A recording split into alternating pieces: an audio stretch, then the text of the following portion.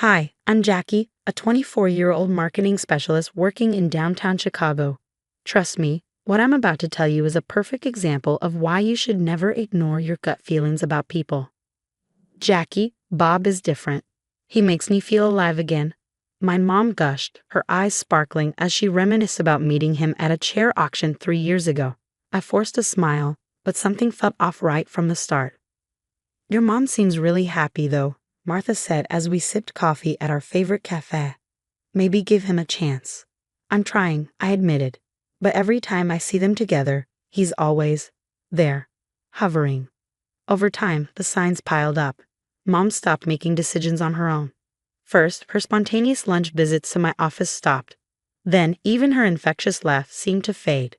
Oh, honey, I'll have to check with Bob about investing in your business idea. He handles our finances now, she said casually one day. That wasn't my mom speaking. The Linda Mitchell I knew was independent, bold, the woman who built her real estate empire from scratch. Did your mom just say Bob manages the accounts now? Martha's eyebrows shot up when I told her. Yeah. And get this, she had to ask his permission to buy a new car. Her old one's falling apart. Then came the phone call from Thomas, my mom's business partner. Jackie, your mother just signed over partial control of the agency to Bob. She didn't even read the paperwork. I confronted her over dinner. Since when do you not read contracts? I demanded. Bob knows what he's doing, sweetie, Mom said softly. He has an MBA. Mom, so do thousands of people. That doesn't mean. That's enough, Jackie, Bob cut in coldly, his voice slicing through the air. Your mother trusts my judgment. Maybe you should too. Mom shrank into her chair, avoiding my gaze. 3 years ago, she would have stood her ground. Now she just folded. Little did I know, watching her fade into a shadow of herself was only the beginning. Then came the night everything changed. Miss Mitchell, this is Mercy Hospital. Your mother's been in a serious accident. Those words hit me like a freight train. By 2 a.m., I was at the hospital, still in my pajamas. Bob was already there, huddled with a lawyer I didn't recognize. She's in a coma, the doctor explained. The next 48 hours are critical. I'll handle everything, Bob interjected, shoving a stack of papers at the doctor. I have medical power of attorney. Since when? I demanded. Your mother signed it last month, he said smoothly, along with some other necessary documents. I felt a wave of nausea. Mom wouldn't have done this without telling me. He's lying, Martha insisted when I called her. Mike's cousin works at the courthouse. We'll check the documents first thing tomorrow. But Bob moved faster than any of us expected. By morning, he had frozen all of Mom's accounts, including the joint ones I had access to. You can't lock me out of everything. I confronted him in the hospital hallway. Actually, I can, he replied, his tone icy. And if you cause trouble, he glanced toward Mom's room. Premium medical care is expensive. It would be a shame if we had to move her somewhere more affordable. That's when his sister Karen appeared, dripping with fake sympathy and flaunting her designer handbag. Sweetie, you're just upset, she cooed. Bob's doing what's best for everyone. Oh, and about your old room, we'll need it cleared out. The house is being listed tomorrow. What? That's my childhood home.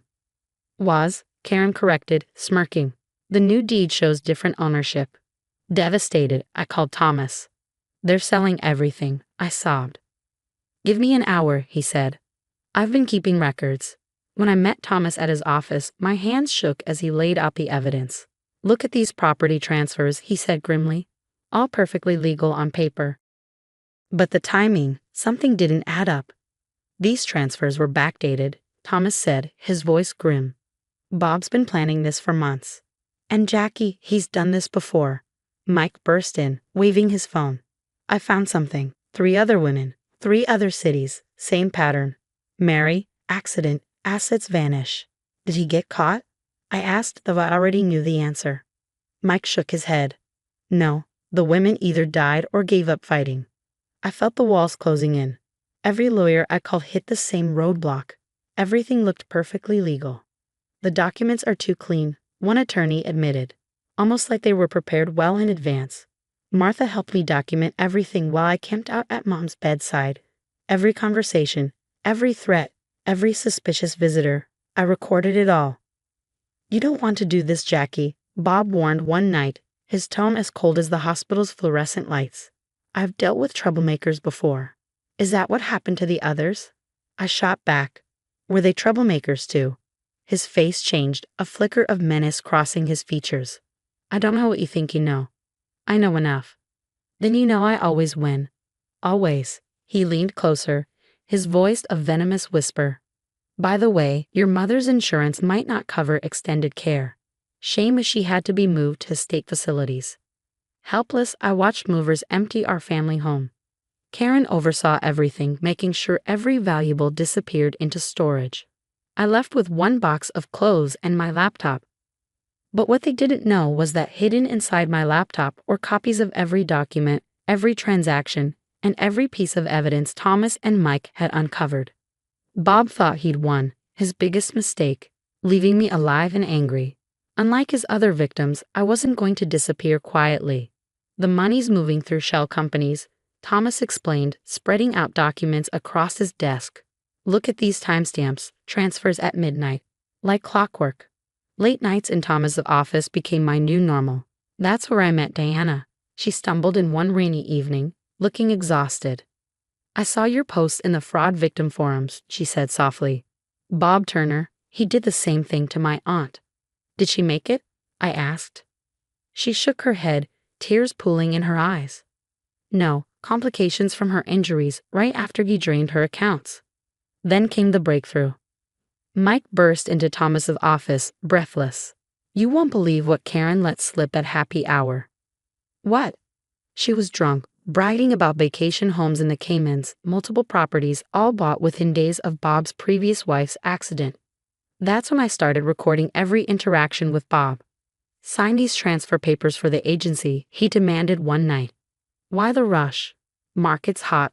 Strike while the iron's. Don't be difficult, Jackie. Remember who controls your mother's care. He didn't notice the tiny camera hidden in my jacket button, capturing every threat. His entire empire is built on fraud, Thomas revealed after weeks of digging. Tax evasion, insurance scams, identity theft. Then came the moment that changed everything. I was sitting by Mom's bedside, holding her hand when I felt it. Her fingers twitched. Then she squeezed my hand, faint but unmistakable. She's waking up, I cried. I called Martha immediately. Block the door, I said. Mike's voice cut through the phone. Bob's heading up with some lawyer. Move fast. Through the hospital window, we watched Bob pacing the hallway, making frantic calls. Move everything. By the time Bob realized what was happening, it was already too late. The dominoes were falling. I don't care about the fees, I told Thomas. She can't wake up to empty accounts. Mom's recovery came with a fierce clarity. Her first coherent words stopped Bob in his tracks. Where's my checkbook? She demanded, her voice stronger than it had been in years. You're confused, dear. Rest, Bob tried, his tone saccharine. The hell I am. Jackie, why can't I access my accounts? That's when the FBI walked in. Bob Turner, we have some questions about your offshore holdings. And Miss Turner, an agent added, turning to Karen, your real estate license is suspended pending investigation. Diana arrived with 5 other victims' families. Their testimonies stretch over 3 days, painting a damning picture of Bob's calculated schemes. Mike's updates came like clockwork. He's on every airport watch list, he reported. Border Patrol caught him trying to cross into Canada. The trial was swift. Bob's meticulous paper trail sealed his fate. 20 years, the judge announced, and full restitution to the victims. Mom recovered fully, throwing herself into rebuilding her business with a renewed vigor. I launched my own marketing firm specializing in fraud prevention campaigns, turning our nightmare into a mission to protect others. 1 year later, I visited Bob in prison. He looked smaller, pathetic in his orange jumpsuit. Jackie, please, he begged. I'm sorry. I'll make it right. Like you did for Diana's aunt? Or the others? I asked, my voice steady. I've changed. Save it, I snapped. I just came to say one thing. I won. And you'll never hurt another family again. His desperate pleas followed me as I walked away, but I didn't look back. How'd it go? Mom asked later. Exactly as planned, I said, smiling. He's got 19 more years to think about his choices. Sometimes justice comes from simply refusing to stay quiet. Have you ever faced a situation where someone close to you revealed their true colors, but others told you to give them a chance? Or maybe insisted you were just being paranoid? How did you handle that gut feeling when something wasn't right? My story is a testament to the danger of ignoring red flags. Looking back, the signs were there: the controlling behavior, the isolation, the subtle threats. But society often pressures us to keep the peace or make it work, especially when it involves family. So what's more dangerous? A stranger who means us harm or someone who gains our trust and manipulates us? Should we always trust our instincts, or are there times when we're being too suspicious? Share your experiences in the comments below. Let's start a conversation about trusting our gut and protecting ourselves and those we love.